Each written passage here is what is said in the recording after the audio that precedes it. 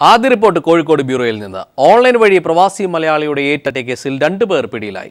ബീഹാർ സ്വദേശികളാണ് പിടിയിലായത്. കോഴിക്കോട് നടക്കാവ് പോലീസിന്റെ നേതൃത്വത്തിൽ നടന്ന അന്വേഷണത്തിലാണ് പ്രതികളെ പിടികൂടാനായത്.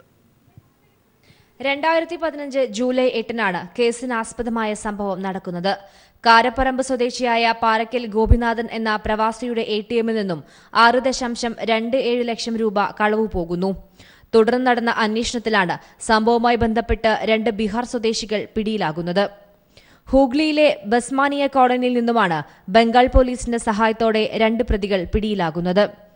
5 പ്രതികൾ ചേർന്നാണ് തട്ടിപ്പ് നടത്തിയത്. പ്രതികളായ ഗണേഷ്, പൈലി രവി എന്നിവരാണ് പ്രവാസി മലയാളിയായ ഗോപിനാഥന്റെ അക്കൗണ്ടിൽ നിന്നും ഓൺലൈൻ വഴി തങ്ങളുടെ അക്കൗണ്ടിലേക്ക് പൈസ ട്രാൻസ്ഫർ ചെയ്യുന്നത്. അന്ന് തന്നെ സംശയം തോന്നാതിരിക്കാൻ മറ്റു പ്രതികളായ മുകേഷ് ഗുപ്തയുടെയും ആനന്ദ് പൈലിയുടെയും അക്കൗണ്ടിലേക്ക് വീണ്ടും പൈസ ട്രാൻസ്ഫർ ചെയ്യുന്നു. ഇതായിരുന്നു ഇവരുടെ തട്ടിപ്പ് രീതി. അക്കൗണ്ട് ഡീറ്റെയിൽസ് ഒക്കെ എടുത്ത് അതിൽ നിന്ന് പൈസ പോയതൊക്കെ പിന്നാലെ പോയി നോക്കുമ്പോൾ ഈ പൈസ ഈ 2 അക്കൗണ്ടിൽ വീണ്ടും 3 അക്കൗണ്ടിലേക്കായിട്ട് ഓൺ ദ സ്പോട്ട് തന്നെ മീൻസ് സെയിം ടൈം തന്നെ വീണ്ടും ട്രാൻസ്ഫർ ആവണം. അതൊരു പിടിക്കപ്പെടാനൊക്കെ വേണ്ടി ഇങ്ങനെ പൈസ പെട്ടെന്ന് മാറ്റി. നടക്കാവ് പോലീസിന്റെ നേതൃത്വത്തിലാണ് അന്വേഷണം പുരോഗമിക്കുന്നത്. News bureau, Kozhikode. ജിഷ വധക്കേസുമായി ബന്ധപ്പെട്ട് കൂടുതൽ സാമ്പിളുകളിൽ കൊലയാളിയുടെ DNA കണ്ടെത്തി. ജിഷയുടെ നഖത്തിൽ കണ്ടെത്തിയ ചർമ്മകോശങ്ങളിൽ നിന്നാണ് DNA ലഭിച്ചത്. വാതിൽ കൊളുത്തിൽ പുരണ്ട രക്തത്തിൽ നിന്നും DNA ലഭ്യമായി. കടിയേറ്റ പാടിൽ നിന്നും ആദ്യം തിരിച്ചറിഞ്ഞതും ഇതേ DNA തന്നെയാണ്. ജിഷയുടെ ചുരിദാറിൽ കടിയേറ്റ ഭാഗത്ത് പറ്റിയിരുന്ന ഉമിനീരിൽ നിന്നും ശേഖരിച്ച DNA ഫലമാണ് ആദ്യം പോലീസിന് ലഭിച്ചത്. ഇത് കൊലയാളിയുടേതാണ് എന്ന് ഉറപ്പിക്കാൻ കഴിഞ്ഞിരുന്നില്ല. തുടർന്ന് കൂടുതൽ സാമ്പിളുകൾ അന്വേഷണ സംഘം പരിശോധനയ്ക്ക് അയക്കുകയായിരുന്നു.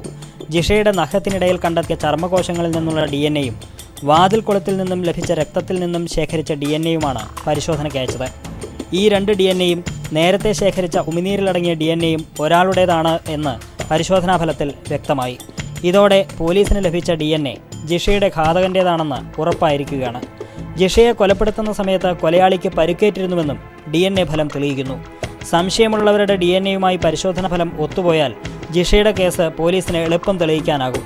അയൽവാസികളുടെയും ജിഷയുടെ അമ്മ, സഹോദരി തുടങ്ങിയ ബന്ധുക്കളുടെയും മൊഴിയിൽ നിന്നുള്ള സൂചനകൾ അനുസരിച്ച് സംശയമുള്ളവരെ വീണ്ടും ചോദ്യം ചെയ്യുകയും അവരുടെ DNA-യുമായി താരതമ്യ പരിശോധന നടത്താനുമാണ് അന്വേഷണ സംഘത്തിൻ്റെ തീരുമാനം. News bureau, Kochi. ജിഷ വധക്കേസിൽ പോലീസ് കംപ്ലയിന്റ് അതോറിറ്റിയെ പിന്തുണച്ച് ഹൈക്കോടതി. അന്വേഷണ ഉദ്യോഗസ്ഥർ നേരിട്ട് ഹാജരായി വിശദീകരണം നൽകണമെന്ന കംപ്ലയിന്റ് അതോറിറ്റിയുടെ ഉത്തരവ് സ്റ്റേ ചെയ്യാൻ ഹൈക്കോടതി വിസമ്മതിച്ചു. അന്വേഷണ ഉദ്യോഗസ്ഥർ പോലീസ് കംപ്ലയിന്റ് അതോറിറ്റി മുമ്പാകെ നേരിട്ട് ഹാജരാകുകയായിരുന്നു ഉചിതമെന്ന് കോടതി പറഞ്ഞു. IG സമർപ്പിച്ച ഹർജിയിൽ നാളെ കോടതി വിധി പറയും. ജിഷ വധക്കേസിൽ അന്വേഷണ ഉദ്യോഗസ്ഥർ നേരിട്ട് ഹാജരായി വിശദീകരണം നൽകണമെന്ന പോലീസ് കംപ്ലയൻസ് അതോറിറ്റിയുടെ നിർദ്ദേശം റദ്ദാക്കണമെന്നാവശ്യപ്പെട്ടായിരുന്നു IG മഹിപാൽ യാദവ് ഹൈക്കോടതിയെ സമീപിച്ചത്. ഹർജിയിൽ വിശദമായ വാദം കേട്ട കോടതി അതോറിറ്റിയുടെ ഉത്തരവ് സ്റ്റേ ചെയ്യാൻ വിസമ്മതിച്ചു. നാളെ ഇത് സംബന്ധിച്ച് അന്തിമ ഉത്തരവ് ഹൈക്കോടതി പുറപ്പെടുവിക്കും. എന്നാൽ അന്വേഷണ ഉദ്യോഗസ്ഥർ പോലീസ് കംപ്ലയൻസ് അതോറിറ്റി മുമ്പാകെ നേരിട്ട് ഹാജരാകുകയായിരുന്നു ഉചിതമെന്ന് ജസ്റ്റിസ് PB സുരേഷ് കുമാർ വാക്കാൽ പരാമർശിച്ചു. നിയമാനുസൃതം രൂപീകരിച്ച സംവിധാനമാണ് പോലീസ് കംപ്ലയൻസ് അതോറിറ്റി. ഈ സാഹചര്യത്തിൽ IG കത്തയക്കുകയായിരുന്നില്ല വേണ്ടത് എന്നും ഹൈക്കോടതി പറഞ്ഞു. ജൂൺ 2-ന് ഹാജരാകാനാണ് പോലീസ് കംപ്ലയൻസ് അതോറിറ്റി മുൻ അന്വേഷണ സംഘത്തോട് നിർദ്ദേശിച്ചിരുന്നത്. ഇത്തരം നിർദ്ദേശം നൽകാൻ അതോറിറ്റിക്ക് അധികാരമില്ലെന്നായിരുന്നു IG-യുടെ വാദം. News bureau, Kochi. വയനാട്ടിൽ കാട്ടാനയെ വെടിവെച്ചു കൊന്നത് നാടൻ തോക്കുകൊണ്ടെന്ന് നിഗമനം. ഈയത്തിൽ നിർമ്മിച്ച തിരയാണ് ആനയുടെ മസ്തിഷ്കത്തിൽ നിന്ന് ലഭ്യമായത്. തിര ഫോറൻസിക് പരിശോധനയ്ക്ക് അയച്ചു. കഴിഞ്ഞ ദിവസമാണ് ബത്തേരി പുൽപ്പള്ളി റോഡിൽ കാട്ടാന വെടിയേറ്റ് ചരിഞ്ഞത്. തിങ്കളാഴ്ച പുലർച്ചെ 12-നും 2 മണിക്കും ഇടയിലാണ് സംഭവം നടന്നത്. ആനയുടെ ഇടതുകണ്ണിന് മുകളിൽ മുറിവേറ്റ പാടുണ്ട്. ഇന്നലെ തന്നെ ആനയുടെ പോസ്റ്റ്മോർട്ടം നടത്തിയിരുന്നു. നാടൻ തോക്കിന്റെ തിരയാണ് ആനയുടെ മസ്തിഷ്കത്തിൽ നിന്ന് ലഭിച്ചത്. വാഹനത്തിൽ നിന്ന് നിറയൊഴിച്ചതായാണ് നിഗമനം. വനംവകുപ്പിന്റെ ഇതു സംബന്ധിച്ച അന്വേഷണം തുടരുകയാണ്. ജനവാസ മേഖലയോട് ചേർന്നാണ് സംഭവം നടന്നത്.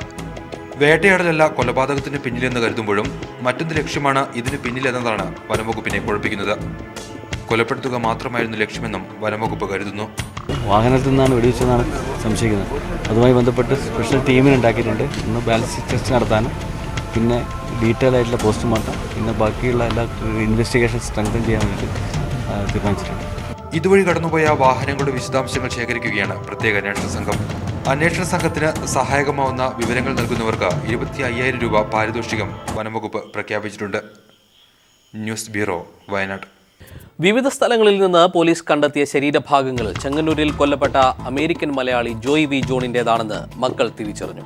ആലപ്പുഴ മെഡിക്കൽ കോളേജ് ആശുപത്രി മോർച്ചറിയിൽ പോസ്റ്റ്മോർട്ടം നടത്തിയ ശേഷം മൃതദേഹം ബന്ധുക്കൾക്ക് വിട്ടു നൽകി. തലയോട്ടിയിൽ നിന്ന് 4 വെടിയുണ്ടകൾ പോസ്റ്റ്മോർട്ടത്തിൽ കണ്ടെടുത്തു.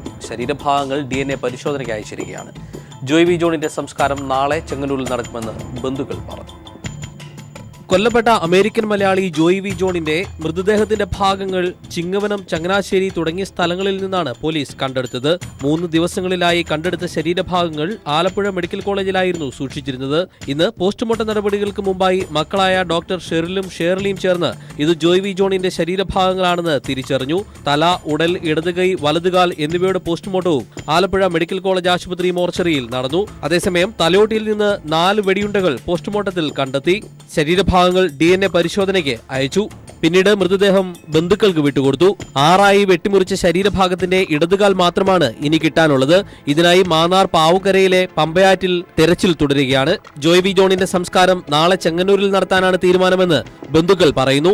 അടക്കം തീരുമാനിച്ച് വ്യാഴാഴ്ച അടക്കാമെന്നുള്ള തീരുമാനത്തിലാണ് നമ്മൾ വന്നത്. അപ്പോൾ ഇതിപ്പോൾ നാളത്തേക്ക് ആക്കുകയാണ്. നാളെ ഉച്ച കഴിഞ്ഞ് ആക്കുക.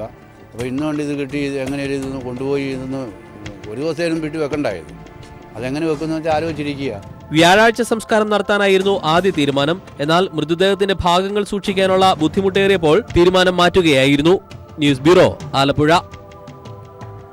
അപകടത്തിൽപ്പെട്ട യുവാക്കളെ നടൻ സൂര്യ കയ്യേറ്റം ചെയ്തതായി ആരോപണം. ചെന്നൈ തെരുവിക പാലത്തിന് സമീപം തിങ്കളാഴ്ച വൈകിട്ടായിരുന്നു സംഭവം. ഫസ്റ്റ് ഡിവിഷൻ ഫുട്ബോൾ താരം പ്രേംകുമാറാണ് താരത്തിനെതിരെ പരാതി നൽകിയിരിക്കുന്നത്. അപകടത്തിൽപ്പെട്ട യുവാക്കളെ നടൻ സൂര്യ കയ്യേറ്റം ചെയ്തതായാണ് ആരോപണം. ചെന്നൈ തിരുവിക പാലത്തിന് സമീപം തിങ്കളാഴ്ച വൈകിട്ടായിരുന്നു സംഭവം. യുവാക്കളായ ലെനിൻ മാനുവൽ, പ്രേംകുമാർ എന്നിവരുടെ ബൈക്ക് മുന്നിൽ സഞ്ചരിച്ചിരുന്ന കാറിൽ ചെന്നിടിക്കുകയായിരുന്നു. പ്രായമായ ഒരു സ്ത്രീയാണ് കാർ ഓടിച്ചിരുന്നത്.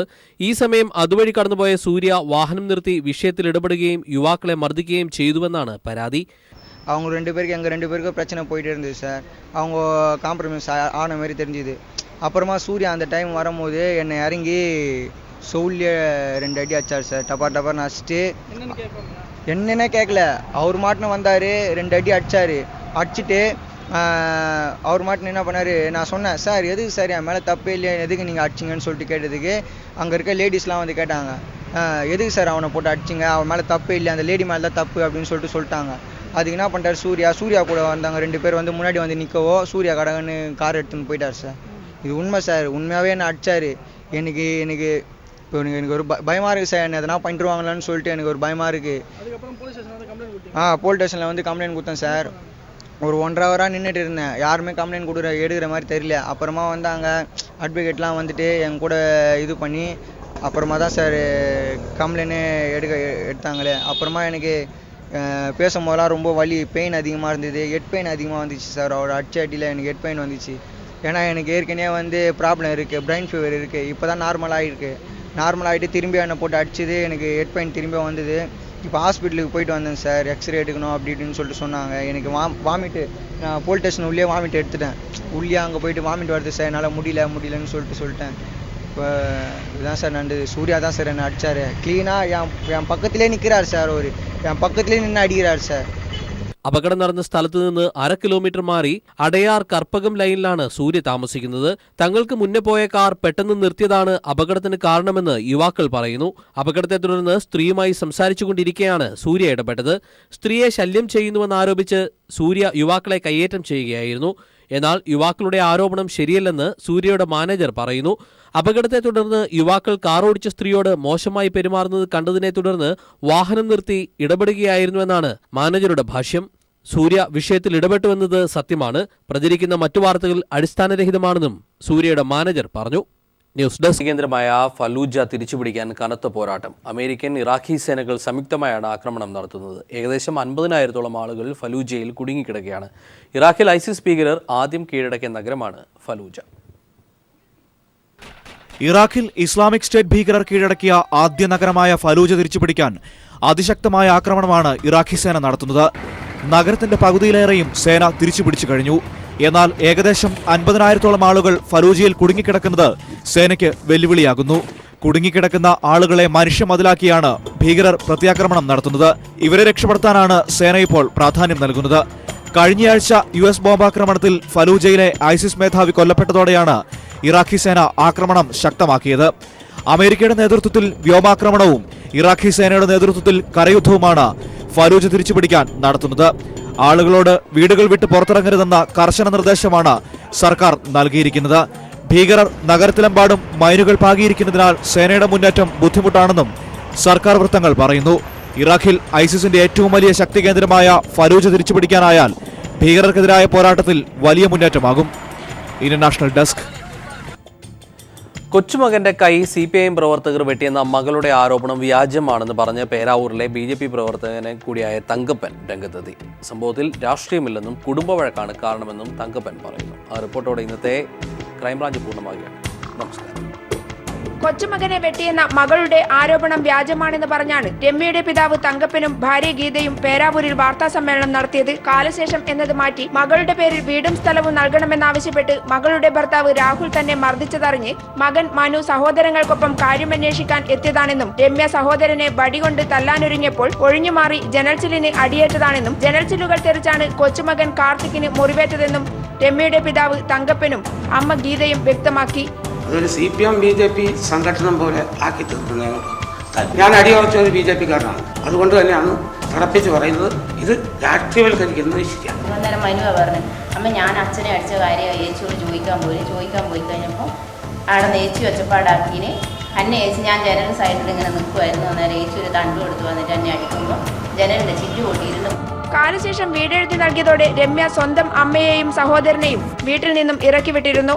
കഴിഞ്ഞ ത്രിതല പഞ്ചായത്ത് തെരഞ്ഞെടുപ്പിൽ BJP സ്ഥാനാർത്ഥിയുമായിരുന്നു രമ്യ. കുടുംബതർക്കം രാഷ്ട്രീയമാക്കി മാറ്റാനുള്ള ശ്രമമാണ് മകൾ നടത്തുന്നതെന്ന് സജീവ BJP പ്രവർത്തകൻ കൂടിയായ രമ്യയുടെ പിതാവ് മാധ്യമങ്ങളോട് വെട്ടിത്തുറന്ന് പറഞ്ഞ് രംഗത്ത് വന്നതോടെ BJPയുടെ CPIM-നെതിരെയുള്ള ഒരു കെട്ടുകഥ കൂടി തകർന്നടിയുകയാണ്. PV Joshila, news bureau, Kannur.